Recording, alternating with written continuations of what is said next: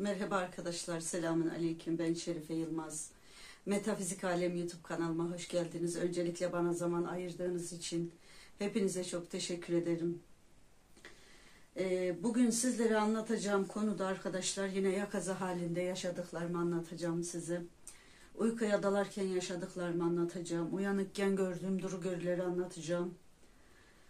Uzun bir aradan sonra tekrar video çekme gereği hissettim. Arkadaşlar bayağı bir birikti.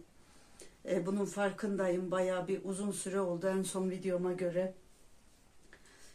Anlatacağım konu da arkadaşlar yakaza halinde gördüğüm şeyleri anlatacağım size. Yakaza halinde uykuya dalarken yeşil bir ay gördüm arkadaşlar. Yemyeşil, zümrüt yeşiliydi ay.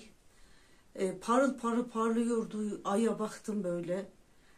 Yanında da yıldız vardı. Bembeyaz yıldız ve yemyeşil bir aydı bu gördüğüm şey. Çok güzel duruyordu ay, böyle zümrüt yeşili duruyordu, parıl parıl. Dikkatimi çekti. Ay neden dedim, yemyeşil dedim. Ayı yemyeşil gördüm arkadaşlar. Bir de gördüğüm şey de yine yakaza halindeydim. Bir komşumun evinde halay çeken insanlar vardı. Halay çeken insanlar vardı. 2 tur geziyorum ama evinin içi görünüyor. Kapıları dayalı. Burada ne oluyor dedim, böyle baktım. 2 defa geçtim oradan ama evi izliyorum. Elin evine niye bakıyorum onu da anlamadım. Sonra evin içine girdim arkadaşlar. Evin içine girdim. Evin içinde halay çeken benim tanıdıklarım var. Evin ortasında soba kurulu ve çay içiyorlar. Bunlar halay çekiyorlar ama saatlerce hiç yorulmuyorlar. Bakıyorum yanlarda oturan, uyuyan benim tanıdığım insanlar var. Hani hiç saçma sapan kişiler var. Sonra fark ettim ki biri benim elbisemi giymişti. Dedim ki olsun, Şerif elbisesi yoksa benim elbisemi niye almışlar acaba dedim. Sonradan fark ettim ki o kişinin ailevi sorunları olduğunu düşündüm. Evlerinde de huzurun olmadığını düşündüm. Onların evde musallat olmuş cinlerin olduğunu düşündüm ve ben gittim onların kapısının önünü temizledim arkadaşlar. Elimde süpürge. Öyle böyle değil. Kapısının önünü hiç, mesela merhabam olmayan insanın gittim kapısının önünü temizledim. Önünü süpürdüm, ayakkabılarını düzenledim. Elimde süpürgeyle kapısının önünü süpürdüm. Büyük ihtimalle onu ikaz etmem gerektiğini düşündüm. Çünkü evinde huzursuzluğu olan biri olduğunu düşündüm. Ve evde musallat olduğunu düşündüm. Çünkü onlar cinlerdi arkadaşlar. Ben büyük ihtimalle öyleydi. Çünkü hepsi tanıdığım insanlar. Tanıdığım insanların şeklindeler. Bana göstermeleri nedendi. Gidip ikaz etmem gerektiğini düşündüm. Onların dua etmesi gerektiğini düşündüm. Yani kadınla gidip konuşmam gerektiğini düşündüm. Çünkü evlerinin ortası doluydu evleri ya. Yani hiç de korkmadım yani. Onların içindeyim. Sonradan uyandıktan sonra ben onu çözdüm. Hepsi tanıdığım insanlar. Evin içine doluşmuşlar, halay çekiyorlar arkadaşlar. Çay içiyorlar. Soba yanıyor. Kapısı dayalı. Kapısının önlerini süpürdüm. Süpürdüm demek istediler ki herhalde kapısının önünü süpürmem. Evlerinde bir şeylerin olabileceğini, çok dua etmesi gerektiğini, evlerinde bir musallat olabileceğini düşündüm. Bana bunu düşündürdü yani. Çok ilginçti, sonradan çözdüm. Düşündükçe çözdüm. Ne kadar saçma bir şeydi dedim ama saçma değildi aslında. Çünkü benim korkmamam için orada birileri vardı. İnsan şeklinde cinler vardı arkadaşlar. Girmiş halay çekiyorlar. Bunlar eğlenceyi çok seviyormuş. Ben daha yeni cinlerle ilgili bir konuşma dinledim. Hep beni araştırıyorum arkadaşlar. Cinlerle ilgili bir konuşma dinledim. Eğlenceyi ve şeyi çok sevdiklerini duymuştum. Halayı çok çekerler dedi. Hatta hocadan dinledim direkt. Dinlediğim şeylerle gördüğüm şeyleri bir araya getirip düşündüm. Yani demek ki onlar öyleydi dedim. O kadını ikaz etmem gerektiğini düşündüm. Ama ikaz etsem nasıl bir tepki alırım onu da çok merak ettim yani. Ters tepki de alabilirim. Korkabilir çünkü çok çocuğu var. Çok fazla bir çocuğu var. Nasıl olur bilmiyorum yani. Ama bunu gördüm arkadaşlar. Evet. Evin içini sarmışlardı yani arkadaşlar.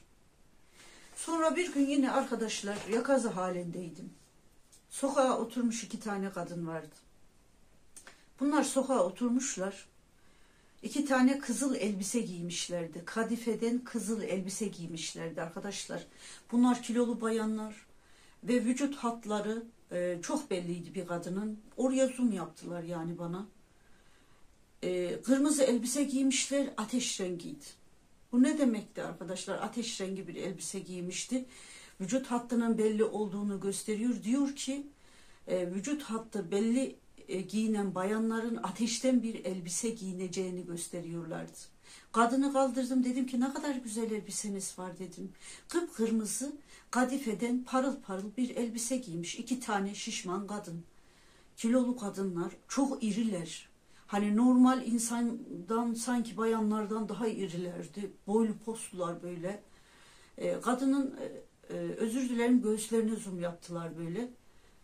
Orayı gösterdiler. Yani demek istedikleri şuydu ki vücut hatları belli olan bayanlar, böyle giyinen bayanların ateşten bir elbise giydirileceğini söylediler arkadaşlar.